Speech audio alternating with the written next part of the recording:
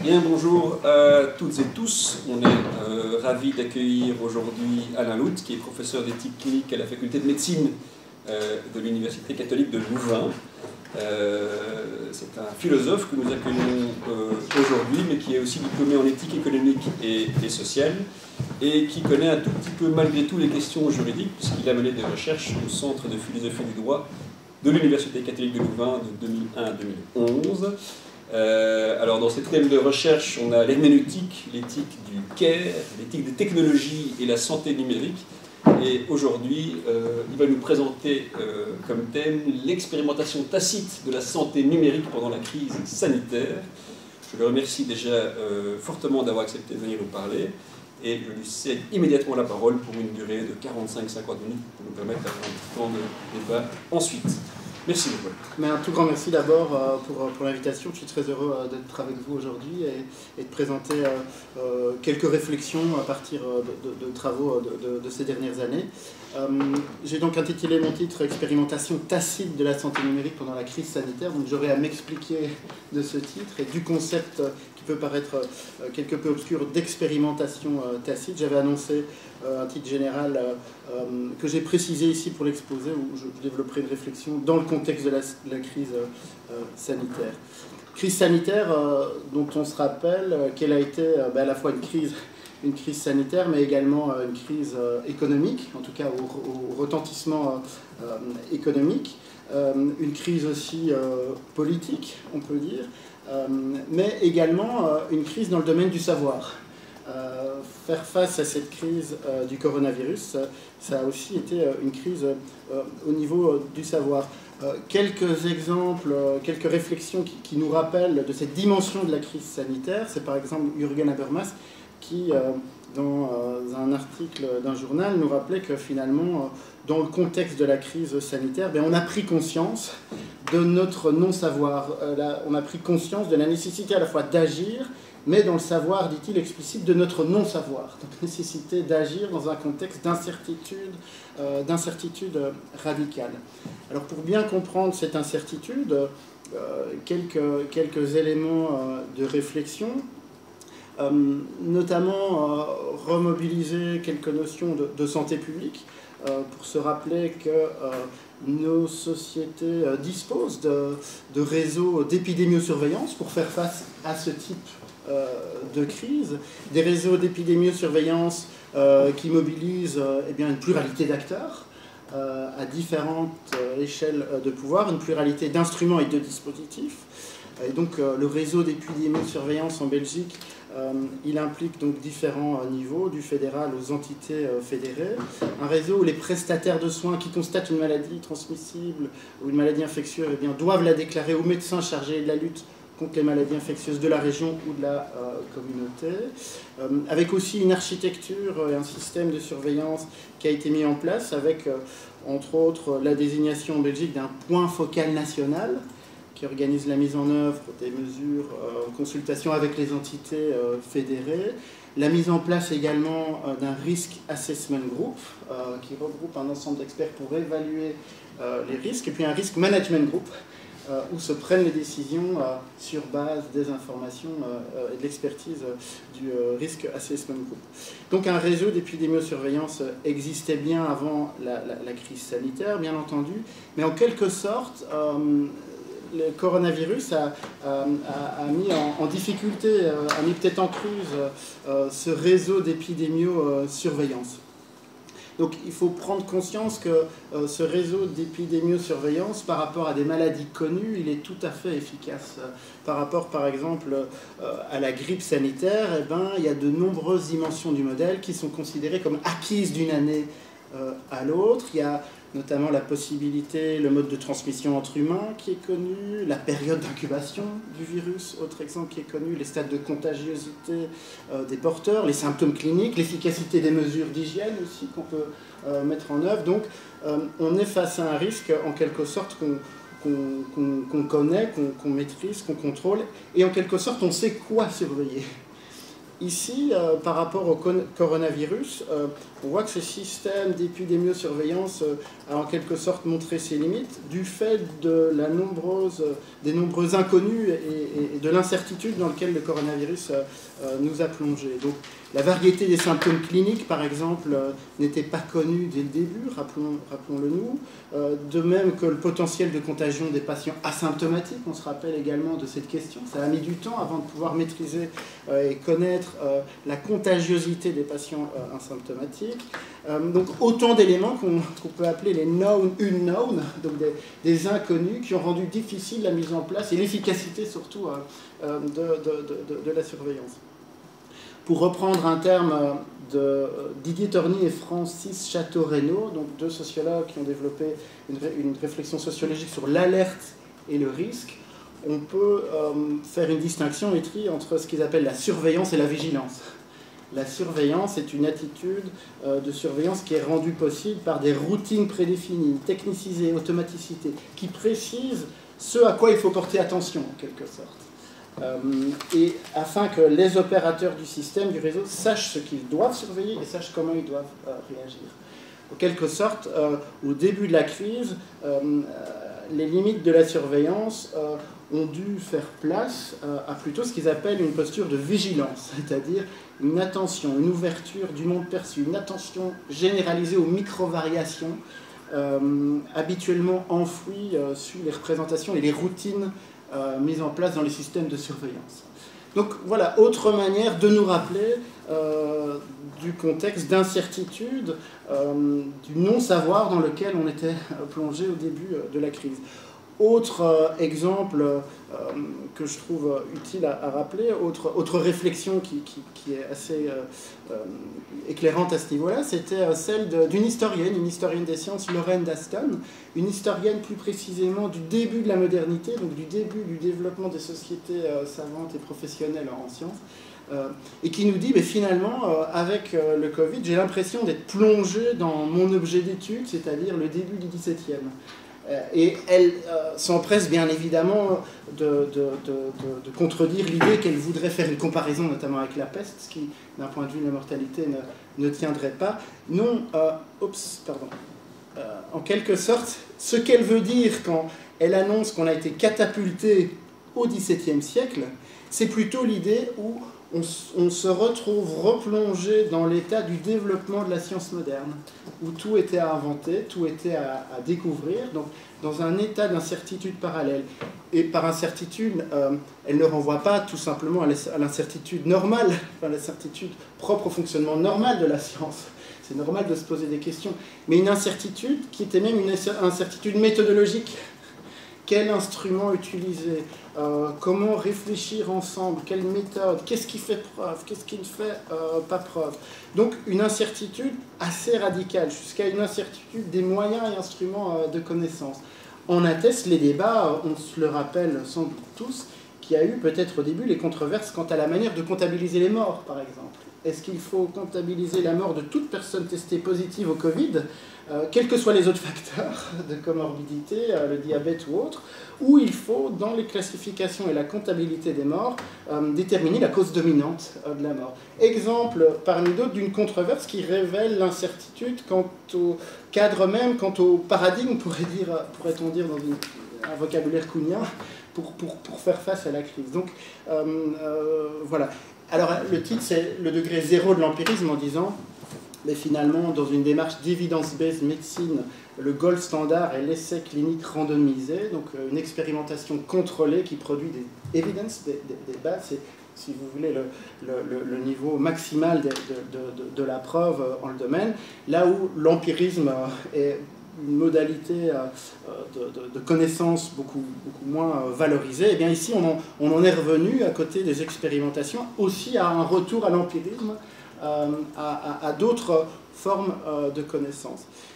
J'aime beaucoup pour expliciter aussi cet état de la science et du savoir au moment de la crise du coronavirus, les mots de Bernadette Binsaud-Vincent qui nous dit que finalement le coronavirus non seulement a créé une crise mondiale, mais il transforme le monde en laboratoire. Donc tout devient objet d'observation, de connaissance, même au-delà du laboratoire. Et sur ce point, on en vient maintenant à faire le lien avec le numérique, qui sera le champ dans lequel je veux poursuivre les réflexions aujourd'hui. On voit notamment que pour elle et pour d'autres, le numérique a également été mobilisé comme un instrument de connaissance pendant la crise. C'est particulièrement le cas du téléphone portable. Alors le téléphone portable, dans beaucoup de prises de position, de cartes blanches, de débats qu'il y a pu avoir, on l'a plutôt abordé sous le versant de la protection de la vie privée, en se disant que les applications de traçage qu'on porte dans nos téléphones peuvent constituer des dangers pour nos libertés, nos droits, etc. Mais à côté de ça, le téléphone portable a aussi été l'occasion de constituer un instrument de plus dans l'arsenal des instruments et des méthodes pour produire de la connaissance pendant la crise sanitaire. Notamment, c'était Orange, l'opérateur Orange en France, qui avait partagé avec les pouvoirs publics français une étude qui avait été menée à partir de données de géolocalisation des téléphones de leurs abonnés. Et c'est ce qui a permis d'établir qu'entre le 13 et le 20 mars 2020, environ 17% des habitants de la métropole du Grand Paris avaient quitté leur région pour aller mener leur confinement ailleurs. Donc, exemple d'un téléphone portable qui a été utilisé comme un outil de santé publique pour pouvoir modéliser les mouvements et pouvoir en tirer des conséquences sur la contagiosité et l'évolution possible de la maladie. Mon hypothèse, et l'hypothèse que je voudrais travailler avec vous aujourd'hui, c'est écrit un peu petit, en plus le jaune n'est peut-être pas très lisible, je vais vous lire donc, c'est que le numérique n'a pas simplement été utilisé comme un instrument de connaissance pendant la crise, mais c'est la thèse que je voudrais défendre et que je déploierai patiemment, c'est la thèse que le numérique a également été utilisé massivement de manière expérimentale, au-delà d'un espace contrôlé, et ce, de manière tacite. Donc, la santé numérique, donc tous les dispositifs numériques utilisés dans le domaine de la santé ont été utilisés de manière massive, de manière 1, expérimentale, au-delà d'un espace contrôlé, 2, et de manière tacite ou implicite. Et je m'expliquerai au sujet de chacun de ces points. Tout d'abord, montrer que ce concept d'expérimentation s'inscrit dans des réflexions que des philosophes hollandais des technologies ont développées, dans un ouvrage dont le sous-titre indique bien la piste de recherche qui lui conduit, c'est-à-dire le sous-titre est intitulé « Experimentation Beyond the Laboratory », donc avec une thèse heuristique dans leurs travaux sur les technologies que les technologies, au-delà des phases expérimentales en laboratoire, et bien que l'usage de technologies dans la société reste, stricto sensu, un usage expérimental.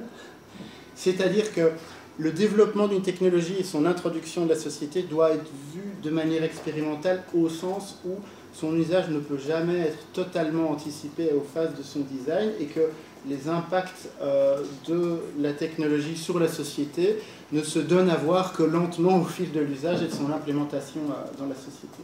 Finalement, une idée pas si neuve que ça, rappelons-nous Bergson qui nous rappelait que finalement on ne percevait les conséquences de la machine à vapeur sur les mentalités qu'une centaine d'années peut-être après le développement de cette technologie. Donc, thèse qu'une technologie, sur le plan, on va dire, philosophique, peut être compris comme expérimentale dans son usage dans la société. Alors, précisons conceptuellement ce qu'on entend ici par expérimental. La notion d'expérimental renvoie donc, dans ce que j'ai pu dire jusqu'ici, sur cette idée d'impact non anticipé, d'incertitude, peut-être indépassable de l'usage de la technologie, mais la notion d'expérimentation au sens fort du terme ne se limite pas à simplement l'idée d'incertitude. Expérimentation ne veut pas dire agir incertain. Tout agir incertain n'est pas expérimental, bien entendu. Donc pour Ivo van de Poel et ses collègues, donc les éditeurs de cet ouvrage, la notion d'expérimentation, donc certes, renvoie à une incertitude et à un manque de contrôle, mais renvoie également à un processus dans lequel l'incertitude est réduite à travers un apprentissage délibéré et systématique. On pourrait dire, en suivant d'autres auteurs, que le trait commun à toute expérimentation, le socle minimal de la définition de ce qu'est une expérimentation, serait l'idée de poser une action avec l'attention d'apprentissage, avec une intention d'apprentissage. What if? Qu'est-ce qui se passe si?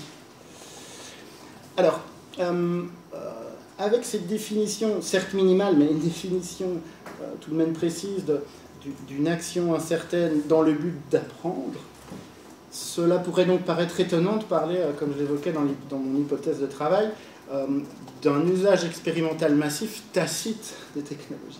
On pourrait presque se dire qu'il y a une forme de contradiction. Est-ce qu'un apprentissage peut être tacite? C'est une très belle question philosophique ou implicite. Et c'est malgré tout la thèse de ces auteurs. Il doit être reconnu, nous disent-ils, que eh bien, de temps en temps, sometimes, l'introduction d'une nouvelle technologie est décrite comme une expérimentation sociale, même quand un élément d'apprentissage, une intention d'apprentissage délibérée est absente, et même quand elle n'est pas nommée comme telle. Dans ces cas, nous pouvons parler, nous disent-ils, d'expérimentation tacite ou de facto, d'expérimentation de facto. Donc, dans quelle mesure est-ce légitime de parler d'expérimentation tacite? Et ici, je voudrais offrir trois manières de justifier l'usage de l'expérimentation tacite. La première, elle fait référence à un article connu dans la littérature de 1986 qui traite de l'accident nucléaire de Tchernobyl. Et les auteurs de l'article parlent de cet accident comme une expérimentation sociale, mais implicite. L'idée est tout simplement de dire que, bien entendu, le fonctionnement de la centrale nucléaire ex ante n'a pas été considéré comme expérimental, mais l'accident a amené rétrospectivement à évaluer l'action passée pour en tirer des enseignements. Donc on peut dire ici une définition minimale d'une expérimentation implicite au sens d'un apprentissage rétrospectif d'une action. Avec cette idée aussi, c'est tout à fait clair dans le cas d'une centrale nucléaire qu'on ne peut pas tester en situation réelle les différentes situations d'accident, et donc il faut donc fonctionner sur base d'hypothèses qui ne peuvent pas être testées en situation réelle. Et donc l'accident est l'occasion de révéler et donc d'un apprentissage rétrospectif. Autre notion d'apprentissage implicite, ce sont des situations où l'usage d'une technologie est, aux yeux de certains acteurs, un usage qui se fait en fonction de la fonctionnalité attendue de la technologie, mais pour d'autres acteurs qui prennent part de la situation, l'usage de la technologie est également l'occasion d'initier un apprentissage. Je l'évoquerai peut-être, c'est une des pistes à partir de laquelle on a analysé avec un collègue sociologue l'introduction de nouveaux logiciels d'intelligence artificielle de détection automatique de fractures en traumatologie, où pour les radiologues, il s'agissait bien de tester un instrument d'aide à la décision. Donc on utilise la fonctionnalité dans sa fonctionnalité attendue d'aide à la décision et de tagage sur la radio de fractures présumées. Mais pour le chef de service du CHU, l'introduction de ce logiciel était en fait l'occasion d'une innovation organisationnelle et d'utiliser à travers le logiciel un moyen de tester un nouveau mode d'organisation du travail parmi les différents professionnels, notamment à travers sa fonction de triage des radiographies présupposées les plus importantes au-dessus de la pile. Donc on voit un autre exemple d'apprentissage, d'expérimentation implicite, au sens où il y a une visée d'apprentissage dans l'introduction de la technologie par le chef de service, mais aux yeux des acteurs, cet objectif d'innovation organisationnelle n'est pas explicite. Et finalement, on utilise la technologie, pour eux, ils utilisent la technologie dans une visée qui n'est pas celle d'une expérimentation, mais simplement d'une fonctionnalité attendue de la technologie. Enfin, autre manière de comprendre cette notion d'expérimentation implicite, c'est l'hypothèse que, et ça me semble assez, une hypothèse en tout cas qui aurait une pertinence dans le domaine de la crise sanitaire, dans quelle mesure les autorités, à travers des mesures, n'ont pas misé sur les capacités d'apprentissage des acteurs sur le terrain, mais cela de manière implicite, sans reconnaître qu'on présupposait en quelque sorte, sans expliciter en quelque sorte le processus d'apprentissage qu'on présupposait de la part des utilisateurs. Je m'expliquerai sur ces différents points. Mais donc après cette introduction qui vous plonge un peu dans le contexte de mes questions, Je voudrais vous présenter les 4 points que je voudrais passer en revue pour tester un peu cette hypothèse d'une expérimentation massive hors d'un espace contrôlé et implicite des technologies numériques. D'abord revenir sur un premier point pour en quelque sorte prendre la mesure de l'explosion de l'usage du numérique en santé pendant la crise, et donc tout simplement l'exemplifier et nous donner quelques chiffres. Puis le deuxième point où j'essaierai de défendre cette idée d'un usage expérimental implicite des technologies digitales en santé, et je m'expliquerai, je centrerai surtout sur ce qu'on appelle la télémédecine, donc la réalisation d'actes médicaux à distance. Je défendrai l'idée alors qu'on peut parler du passage d'une expérimentation contrôlée à une expérimentation sociale. Je m'expliquerai sur ces termes. Et puis terminer sur un plan plus normatif en posant la question de l'éthique de ces expérimentations avec une proposition en théorie de la gouvernance inspirée par l'expérimentalisme démocratique de Charles Seyler. Donc premier point, The Rise of Digital Health Technology During Pandemic. Je reprends ici simplement, à travers ce terme anglais, le titre d'une note du European Parliamentary Research Service, donc le service d'études attaché au Parlement européen, qui, dans une brève note, avait utilisé cette expression qui me semble assez représentative. Donc, ici, un article du Lancet Digital Health, mais il y en a beaucoup d'autres qui ont documenté comment le numérique en santé avait vraiment été mobilisé pour élargir l'arsenal, les outils, instruments pour faire face aux multiples défis de la crise sanitaire. On pense bien entendu aux applications de traçage, mais elles ont été utilisées pour beaucoup d'autres, dans d'autres finalités, notamment la télémédecine. La télémédecine sur laquelle je vais un peu m'arrêter maintenant. Donc la télémédecine, la médecine à distance, a été encouragée par de nombreuses institutions pendant la crise, notamment l'OMS, avec deux objectifs principalement.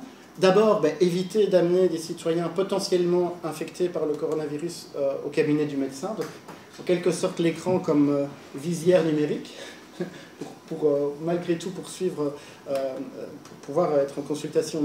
Mais aussi, autre objectif tout aussi important, et objectif qui s'est révélé assez vite pendant la crise, aussi, deuxième objectif, pour assurer la continuité des soins. Et donc on se rappelle, il y a beaucoup d'articles qui ont attesté ça très vite. Ici un article de 2020 qui rend compte des morts du Covid et and other causes. Donc il y a eu beaucoup de morts du fait du Covid, mais également d'autres maladies, notamment liées au non-recours aux soins ou à des ruptures dans la continuité des soins. L'expression ici vient d'Emmanuel Macron, il n'y a pas que le virus qui tue. Donc prise de conscience que le renoncement aux soins pourrait être tout aussi dramatique que les morts liées au coronavirus. C'est intéressant de voir aussi que c'est surtout la première ligne qui a tiré la sonnette d'alarme en posture presque de sentinelle par rapport à ce risque-là, au sens où il y a eu un constat de la part des médecins généralistes notamment d'une baisse très importante des consultations dans les cabinets médicaux, évidemment, en soins primaires. Donc potentiellement une catastrophe sanitaire aussi liée à la rupture de la continuité des soins. Et donc la télémédecine a été motivée aussi pour cela, pour assurer une continuité des soins dans ce contexte. Alors quelques chiffres, ici la fameuse note que j'évoquais, qui montrent vraiment comment la télémédecine a pu exploser dans de nombreux pays. Je vais juste me centrer sur des chiffres français et belges, notamment ici un communiqué de presse de l'assurance maladie qui nous dit qu'en début mars, l'assurance maladie comptait moins de 10 000 téléconsultations par semaine, 80 000 la semaine du 16 mars, et près d'un demi-million d'actes de téléconsultation ont été facturés à l'assurance maladie entre le 23 mars et le 29 mars. Donc vraiment un boom assez important. Qu'en est-il de la Belgique? Alors, la Belgique, le contexte est tout à fait, et j'expliquerai ce point d'un point de vue juridique, le contexte belge est tout à fait différent, au sens où, avant la crise du coronavirus, eh bien, il n'y avait pas de remboursement possible de la téléconsultation. La nomenclature INAMI exigeait la présence physique du prestataire de soins et du patient à la consultation. Il n'y avait dès lors aucun code permettant au prestataire de soins de facturer des vidéos-consultations. Il n'y avait donc pas de budget non plus prévu pour ça. Il y avait uniquement prévu une prime de télématique pour les médecins généralistes, pour l'utilisation des technologies de l'information et de la communication. De la même manière, un budget technologie de l'information et de la communication pour les hôpitaux. Et donc,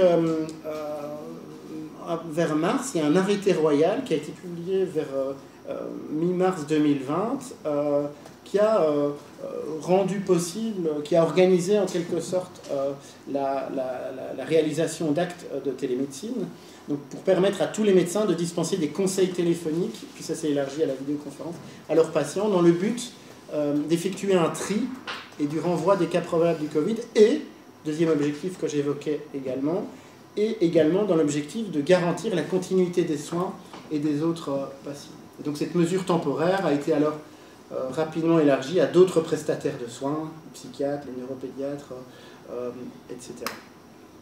Et on voit ici, donc ça c'est tiré d'une étude de l'agence intermutualiste, donc qui voit mois d'août, donc février, mars, jusqu'à la fin de l'année. On voit également qu'on atteint un pic qui dépasse le demi-million d'actes de téléconsultation. Donc des chiffres assez massifs. Donc vous voyez ici, rien que pour la télémédecine, comment effectivement il y a eu une explosion d'utilisation du numérique en santé, en tout cas une explosion de la télémédecine. Alors pourquoi défendre l'expression d'interprétation de cet usage massif de la télémédecine comme d'un usage expérimental et expérimental implicite? Alors ici, je m'intéresserai simplement au contexte français et belge, et le constat, c'est que même s'il y a des histoires tout à fait différentes de la reconnaissance juridique de la télémédecine en Belgique et en France, en tout cas durant la crise, le point commun, c'est la mise sur place d'un cadre juridique extrêmement souple d'exercice de la télémédecine. Alors peut-être commençons par la France. Alors la France, il faut souligner, donc c'est un des premiers pays à s'être doté d'un fondement légal de la pratique de la télémédecine, notamment à travers la loi HPST de 2009 et un décret d'application de 2010 qui précise les conditions d'exercice de la télémédecine, qui précise aussi les 5 actes possibles de la télémédecine, donc téléconsultation, téléexpertise, téléassistance d'un professionnel non médical à distance, télésurveillance de patients malades chroniques, et puis la régulation médicale qui en fait a été rentrée comme un acte de télémédecine. Alors, c'est intéressant de voir que ce sont des textes juridiques qui consacrent vraiment une approche clinique et médicale de la télémédecine. C'est-à-dire, le législateur précise bien que la télémédecine est un acte médical. Donc il y a une distinction en France entre la télémédecine et la e-santé, par exemple, qui sont des prestations des services. Donc c'est donc bien un acte médical réalisé par des professionnels de santé via des technologies de l'information et de la communication. C'est pas du tout anodin, parce que ça veut dire que si la télémédecine est de la médecine, ça veut dire que la pratique d'un acte de télémédecine doit respecter toutes les règles juridiques et déontologiques afférentes à la profession. Donc d'un point de vue normatif, ce n'est pas rien. Alors il faut, pour préciser le cadre juridique de la pratique de la télémédecine, rajouter également les conditions liées au remboursement par l'assurance maladie de la téléconsultation, qui précise également les conditions d'exercice de cette médecine à distance. Notamment, pour pouvoir être remboursé par l'assurance maladie, eh bien, la téléconsultation ne devait être réalisée que par un médecin traitant à son initiative et auprès de sa patientèle. La téléconsultation ne peut pas être proposée en primo-consultation et doit être alternée dès lors avec des consultations en présentiel. Le contexte de la crise Covid a en quelque sorte modifié ce contexte juridique, notamment un décret, le décret du 9 mars 2020, qui a énoncé des conditions dérogatoires par rapport à ce cadre juridique.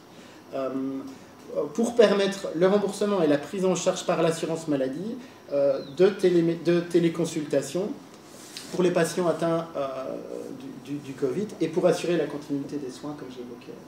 Et donc, parmi les conditions dérogatoires, importante à mentionner ici, c'est que la consultation peut être réalisée par un médecin qui ne connaît pas le patient ou qui n'est pas orienté par son médecin traitant. Et la téléconsultation peut en quelque sorte être réalisée par des applications de communication grand public. Je vous lis ici un arrêté du 19 mars qui précise un peu le décret.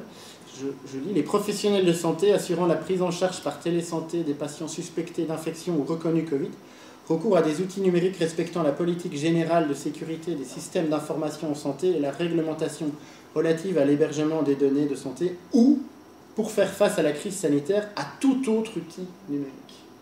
Donc on voit que ce sont des conditions de dérogation extrêmement fortes. Donc potentiellement, vous pouvez sur votre smartphone utiliser WhatsApp ou d'autres applications pour réaliser une téléconsultation. Alors qu'est-ce qu'il en est cette fois-ci du contexte belge? Quelles sont les conditions de remboursement des téléconsultations qui sont précisées dans l'arrêté de mi-mars 2020? Qu'il faut notamment l'accord du patient, que la communication vidéo doit reposer sur un outil avec chiffrement de bout en bout, que le patient doit être physiquement, intellectuellement capable d'utiliser un ordinateur, etc. Alors pour compléter ce cadre juridique précisé dans l'arrêté royal, il y a également à noter un avis qui est émis par l'autorité belge de protection des données, qui ne concerne pas directement les vidéoconsultations, mais qui comportait des principes importants relativement au traitement des données de santé des patients.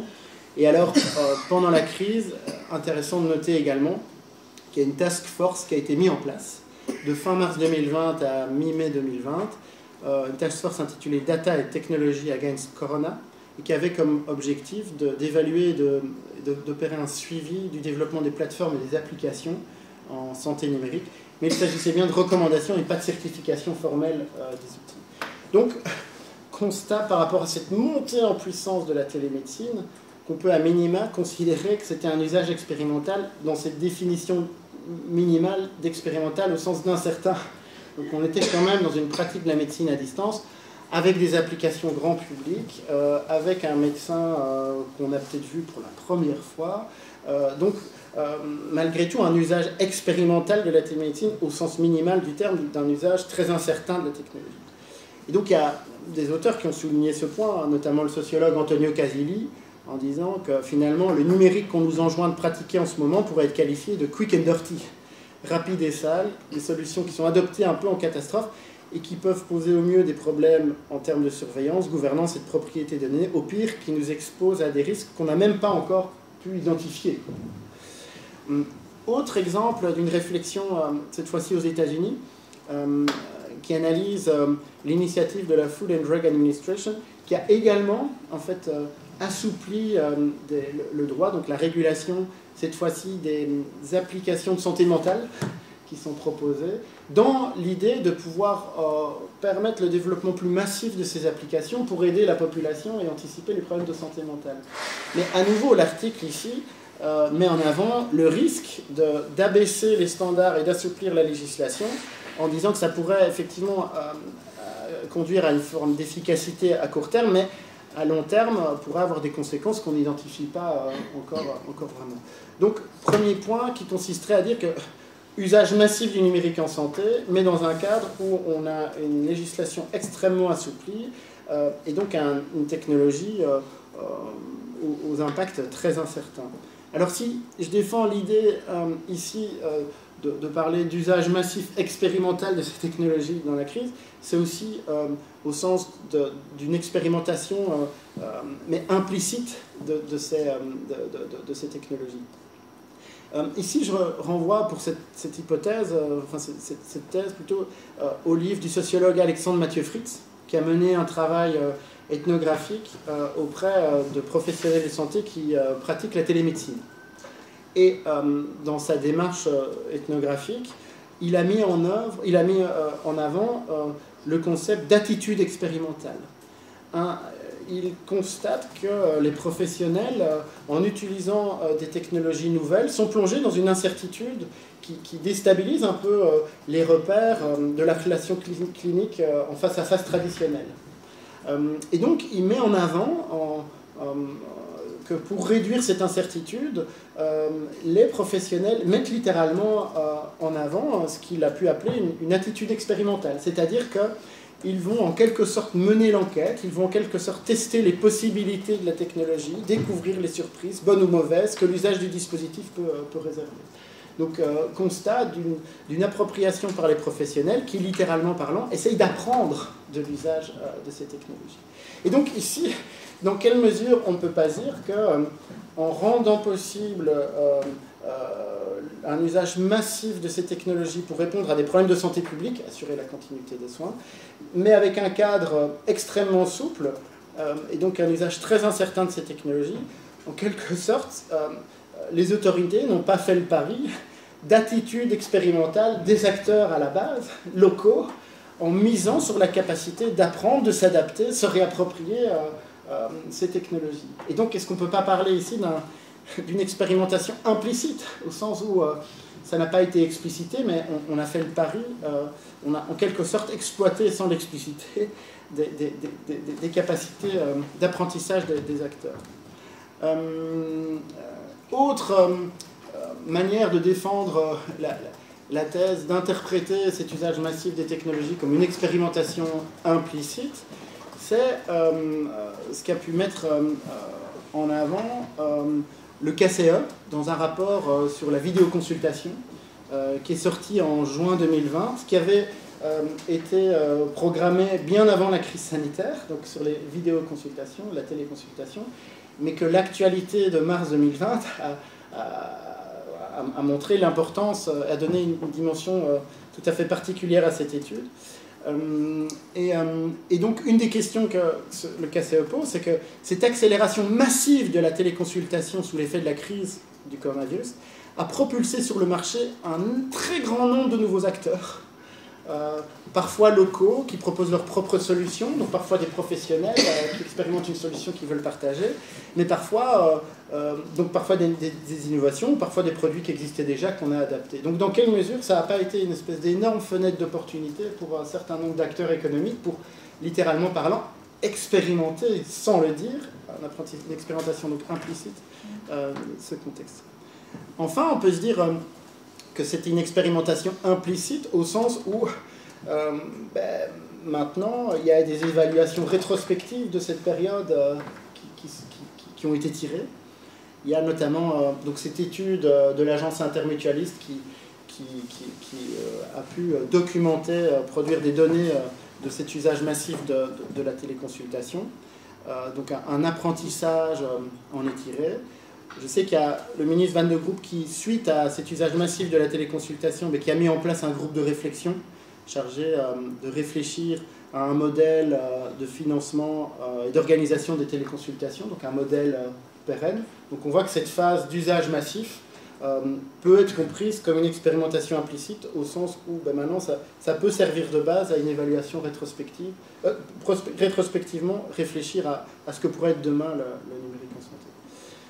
Et alors peut-être aussi de mettre en avant une notion qui me semble intéressante de Peter Kruse, un autre philosophe hollandais, qui distingue ce qu'il appelle les experimenting in technology et experimenting with technology.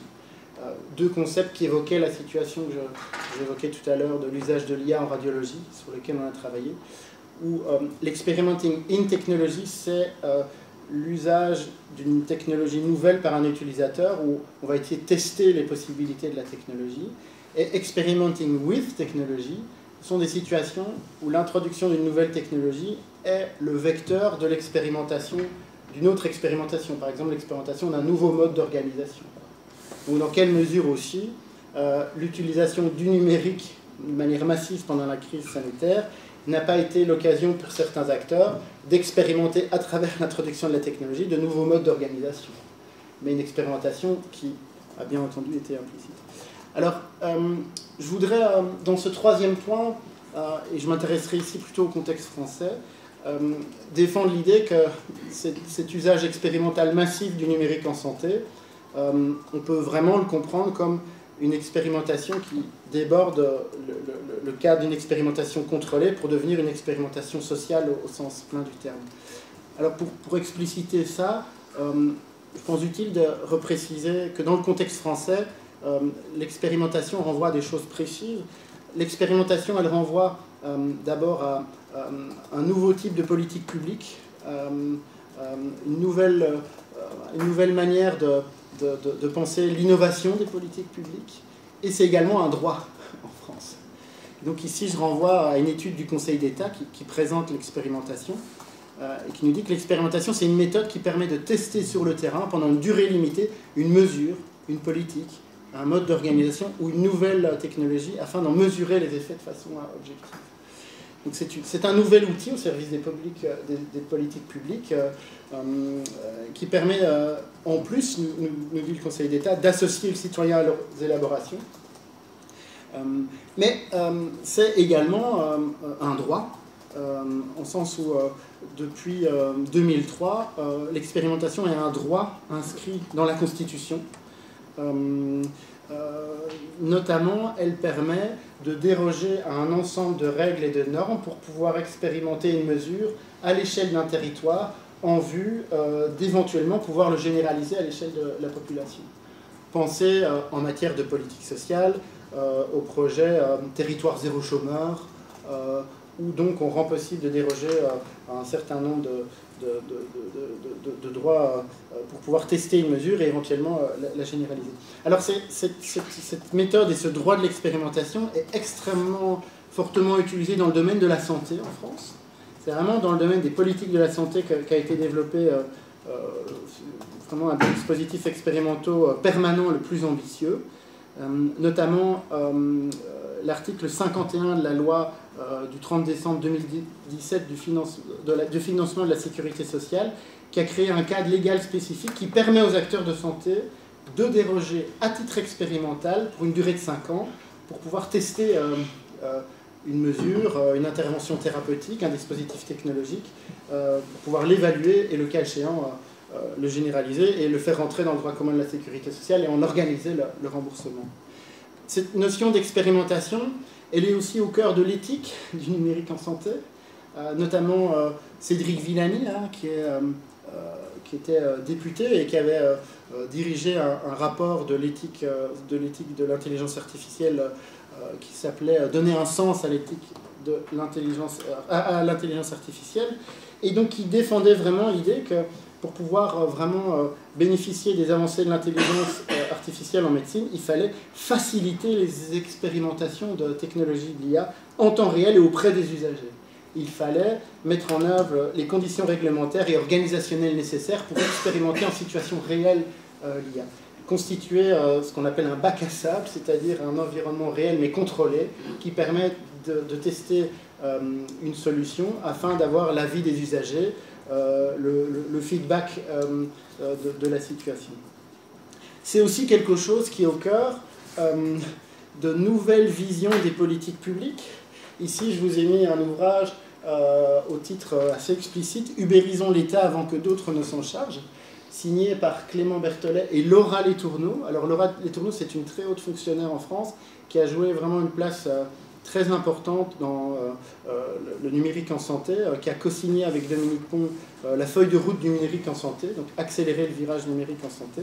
Et alors dans cet ouvrage, qui est un essai, elle développe plusieurs choses. Donc elle défend notamment le concept d'État-plateforme, que vous avez peut-être rencontré dans d'autres travaux, donc qui vient de Tim O'Reilly, qui oppose deux modèles d'État, ce qu'il appelle l'État comme distributeur automatique, un État où les citoyens ne peuvent rien faire d'autre que venir chercher leurs billets, donc une conception de l'État social comme un distributeur automatique, versus l'État comme bazar, un État où finalement l'État organiserait, dans lequel un ensemble d'acteurs de la société civile utilisent des ressources mises à disposition par l'État, État comme un État-plateforme, pour développer des services pour les citoyens.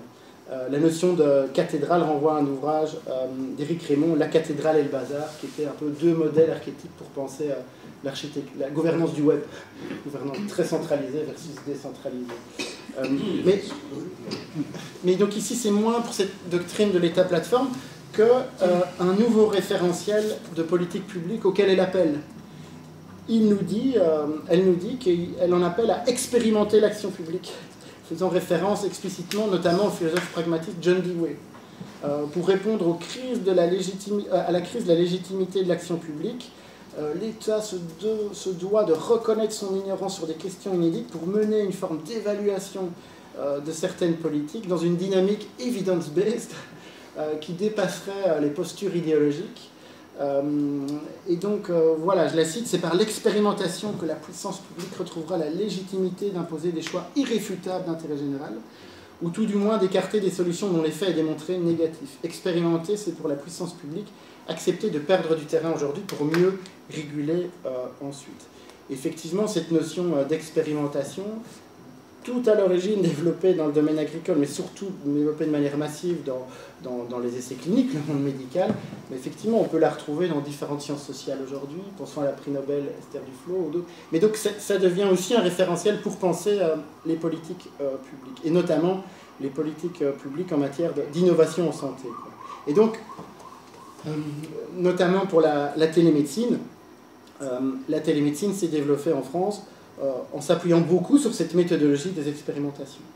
Donc il y a des lois qui ont instauré, notamment pour la télémédecine, dès 2014, qui ont instauré l'expérimentation de la télémédecine, à nouveau, une durée limitée de 4 ans, notamment le programme ETAP, qui est un programme important, donc, je cite, expérimentation de la télémédecine pour l'amélioration des parcours de santé, qui a encouragé, qui a soutenu financièrement le développement de projets en télésanté. Donc voilà, j'évoque ça pour se dire que le contexte français est un contexte donc, où l'expérimentation renvoie à une méthodologie, un nouveau référentiel de politique publique et à un droit. Mais dans quelle mesure, en tout cas du temps du Covid, on n'est pas revenu à une phase purement expérimentale et au-delà d'une expérimentation contrôlée à l'échelle d'un territoire. Donc dans quelle mesure on ne s'est pas retrouvé face à une expérimentation à ciel ouvert, une expérimentation... Autre élément à l'appui de cette thèse, c'est ici la réflexion éthique du Comité national pilote d'éthique du numérique, qui est un peu le grand comité bioéthique à côté du CCNE, mais donc pour les questions du numérique en santé, qui produit aussi des avis, et qui produit la réflexion suivante par rapport aux applications de traçage de la population, qui nous dit que c'est hyper important d'expérimenter au préalable ces technologies, et en toute transparence, d'abord à petite échelle, sur un échantillon de population, avant le déploiement général. Donc on retrouve cette même méthodologie d'une expérimentation en situation réelle d'une application avant de la tester.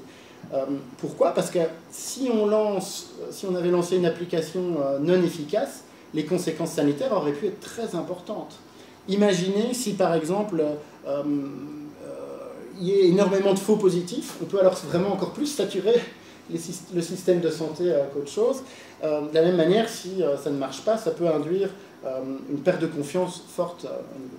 Mais le CCNE met évidemment en avant la difficulté de mener de telles expérimentations. Deux limites sont mises en avant, le choix et la taille de l'échantillon, et puis le temps nécessaire pour conduire les expérimentations.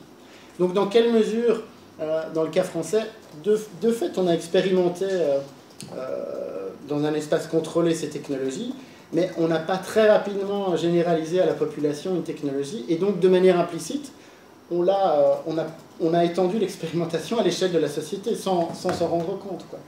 Et moi à ce moment-là, je faisais partie d'un comité éthique à l'INRIA, qui en France est l'Institut national de recherche des sciences et technologies du numérique, mais le comité éthique vraiment d'évaluation des risques légaux et éthiques des technologies, donc un comité d'éthique de la recherche classique. Donc nous, on n'a pas été impliqués, parce que l'INRIA a été impliqué dans le développement de la solution de traçage numérique. Donc nous, on n'a pas directement été mobilisés là-dessus, mais il y a une réunion où Bruno Sportis, le PDG de l'INRIA, est venu nous rendre compte des travaux mis en place pour le développement de cette application de traçage. Et donc j'avais noté, c'était une réunion du 20 mai 2020, il présentait la technologie, et puis il dit, mais à ce stade-ci, on ne peut pas garantir l'efficacité sanitaire de la technologie. Il faudra l'évaluer. C'est-à-dire évaluer la manière dont, oui ou non, cette technologie aura permis d'avoir un impact sanitaire positif, quoi. Et se poser même les questions très techniques de métriques. Quelle métrique on va utiliser pour évaluer l'efficacité sanitaire de l'application ? Il faudrait par exemple imaginer faire une statistique, mesurer le temps entre un symptôme et un test effectif, entre un symptôme déclaré par un patient et un test effectif, est-ce qu'il est plus court avec l'application de trossage ou non? Donc on voit que se posent plein de questions. Alors j'ai pas suivi le dossier après. Mais... Donc voilà, dans quelle mesure on n'a pas utilisé de manière massive ces technologies au-delà d'un espace contrôlé. Et alors je vais terminer peut-être en 5 minutes, comme ça on a le temps avec un point de vue cette fois-ci plus normatif. Et donc je reviens aussi à l'ouvrage d'Ivo van de Poel et ses collègues, où eux ils plaident d'un point de vue normatif sur l'idée de rendre explicites ces expérimentations tacites de la technologie, avec 2 arguments. Le premier, c'est que expliciter ces apprentissages tacites serait une manière d'améliorer la possibilité d'apprentissage. Et la deuxième, c'est le fait que les gens ont le droit de savoir qu'ils ont été impliqués dans un processus expérimental. Cette connaissance peut aussi produire de nouvelles options pour l'action. Alors, un point là-dessus, sur la place de l'éthique en tout cas, peut-être vous pourrez le compléter par la place du droit pendant la crise sanitaire, mais moi j'étais frappé de voir que l'omniprésence en un sens de l'éthique comme discours pendant la crise sanitaire, en tout cas en matière d'éthique de la recherche, il y a eu énormément de discours, d'articles qui ont insisté sur la nécessité, dans une situation d'urgence, de ne pas dégrader en quelque sorte l'éthique. Et donc, exemple parmi d'autres, Jean-Gabriel Ganaska qui rappelle l'importance de respecter les fondamentaux de l'éthique de la recherche pendant le Covid. L'éthique, les procédures de validation et l'intégrité scientifique, nous dit-il, ne constituent pas un luxe d'esthète dont on pourrait se passer dans une situation aussi critique que celle provoquée par la pandémie. L'éthique de l'expérimentation, en particulier l'expérimentation humaine, demeure un impératif, quoi qu'il advienne, même en situation de crise sanitaire. Idem pour l'éthique clinique, par exemple. J'étais frappé de voir la prolifération de recommandations pour les questions de tri dans l'entrée des soins intensifs. Toutes les sociétés savantes ont produit des recommandations en la matière. Il y a aussi, en quelque sorte, une montée en puissance de l'éthique du numérique. Notamment, Ganaska montre que les scientifiques qui ont été impliqués dans la conception des outils de traçage, notamment l'INRIA, vraiment avaient des soucis éthiques dans le design de la technologie. D'autres avis, notamment ceux du comité consultatif d'éthique du numérique, mettaient en avant aussi tous les risques liés à l'usage de la télémédecine, notamment les risques liés à la sécurité, le danger par rapport à la confidentialité des échanges, etc. Mais dans quelle mesure ça a été vraiment... est-ce qu'il y a eu une réflexion sur l'éthique de l'expérimentation du numérique en santé? Donc, est-ce que déjà, l'éthique de l'expérimentation humaine dont parle Ganaska, c'était surtout une éthique qui s'est centrée sur l'éthique des essais cliniques, mais est-ce qu'elle ne devrait pas concerner aussi l'expérimentation des technologies numériques? Donc, il y a eu en quelque sorte une éthique by design qui s'est développée, donc une éthique, des réflexions éthiques que les concepteurs de technologies ont pris en compte pour développer des technologies, par exemple, par défaut, qui ne posent pas de questions, qui essayent de protéger la vie privée, etc. Il y a eu un rappel plutôt d'une éthique de l'usage, en rappelant les professionnels, les responsabilités que les professionnels ont en utilisant telle technologie. Mais est-ce qu'on a vraiment questionné l'expérimentation en tant que telle du numérique en santé? Est-ce qu'on a posé la question, mais tiens, qui pilote ces expérimentations? Est-ce qu'on a pu communiquer avec les destinataires de ces technologies en disant que c'est des technologies qui continuent à être améliorées, qui comportent des incertitudes? Voilà. Il me semble que le lien aussi avec le public a plutôt été mis en avant comme un problème à traiter que comme un enjeu de démocratie. En tout cas, il y a eu une réaffirmation forte de l'intégrité scientifique, mais en même temps, la communication avec le public, oui, a plutôt été traitée comme un problème, comme une infodémie, pour reprendre de l'OMS, le terme de l'OMS, autre chose. Et donc, ici, je reprends, c'est Ivo van de Poel, l'auteur que je suis jusqu'ici, qui met ça en avant. Est-ce qu'on n'aurait pas gagné à davantage expliciter le fait que, au-delà même des technologies numériques, mais que beaucoup d'interventions pendant la crise étaient expérimentales, en un sens. C'est-à-dire qu'elles se basaient sur un certain nombre de connaissances, mais qu'en même temps, chaque intervention était aussi l'occasion de tester des hypothèses et donc de réviser ces hypothèses dans le but d'améliorer ces interventions. Est-ce qu'il n'y aurait pas eu un intérêt démocratique peut-être à reconnaître le caractère expérimental de beaucoup d'interventions? Ici, je fais référence à l'infectiologue Anne-Claude Crémieux, qui nous dit que, en tout cas, sur base d'expériences passées, le fait que certains mandataires politiques avouent leur ignorance peut parfois être une attitude mieux perçue par le public que celle qui consiste à minimiser pour rassurer. Donc voilà, et peut-être dernière dia, je me disais aussi que finalement, quand on fait retour sur la crise sanitaire, on a beaucoup parlé de crise de la démocratie, mais sur ce point, moi, je suis assez bien l'analyse que notamment Marc Mascalque avait pu faire à ce moment-là, qui était moins le risque d'une sortie de la démocratie, mais plutôt un appauvrissement de la démocratie, c'est-à-dire un retour à sa forme peut-être la plus classique, qui est celle d'une pure démocratie sanitaire, représentative, qui met entre parenthèses peut-être toute l'implication de la société civile intermédiaire. Donc dans quelle mesure on n'a pas été face à un appauvrissement de la démocratie qu'on peut traduire comme une forme de désintermédiation. Ça me rappelait les analyses d'Habermas dans Droit et démocratie, où il reparlait de l'espace public comme d'une architecture, avec à sa base un espace public ancré dans le monde vécu, avec ses images des relations de voisinage, ou même le café, etc., jusqu'à un espace public plus organisé. Et de mémoire, les exemples qu'il évoque, ça peut être le conseil des parents et des élèves, ça peut être des comités de consultation ou autres, jusqu'à l'espace public abstrait qui est celui des médias. Et donc, dans quelle mesure tout cet espace intermédiaire, en fait, a été totalement occulté, avec finalement une vie sociale réduite à un espace public épisodique, comme il dit, et puis l'espace public abstrait. Mais donc, voilà, une désintermédiation de l'espace public. Et sur le plan théorique, ça me paraissait intéressant de faire le lien avec une conception plus expérimentaliste de l'espace public qu'on peut trouver dans la théorie de la gouvernance d'un Charles Sebel, par exemple, où par expérimentalisme démocratique, il entend une théorie de la gouvernance qui pense avant tout une décentralisation vers des niveaux locaux pour gérer au niveau locaux toute une série de services, et puis une mise en commun de la manière dont ces espaces locaux ont pu trouver des solutions pour initier une forme d'apprentissage social dans la comparaison de la manière dont ces espaces locaux ont pu trouver des solutions.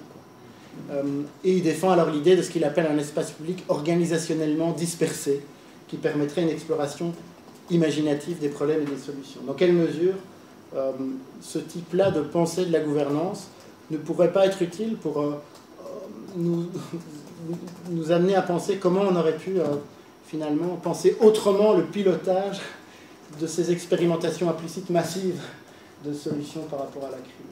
Voilà, j'espère ne pas avoir été trop long et qu'on ait le temps de discuter. Merci beaucoup. Merci pour cet exposé très très riche et en même temps très didactique.